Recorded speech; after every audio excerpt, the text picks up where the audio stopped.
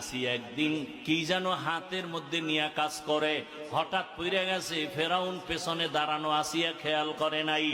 আসিয়া জিনিসটা উঠাইতে গিয়া বিসমিল্লাহ বলছে। ফেরাউন শুই নাই, মাথা গরম হয়ে গেল। ডাক দিয়া কয়, আসিয়া তুমি কার নাম বললা?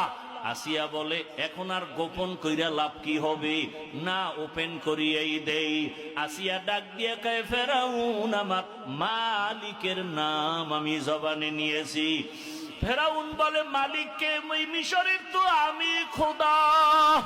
আসিয়া বলে, না, তোমারে যিনি বানাইছেন তিনি আমার মালিক।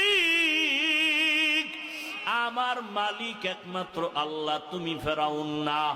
আসিয়া বলে, সর্বনাশ, তুমি যদি আমাকে খোদা না বলো তো আমার খোদাগিরির ভ্যালু নাই। একবার হলেও বলো। আসিয়া বলে, এক বিন্দু না। ফেরাউন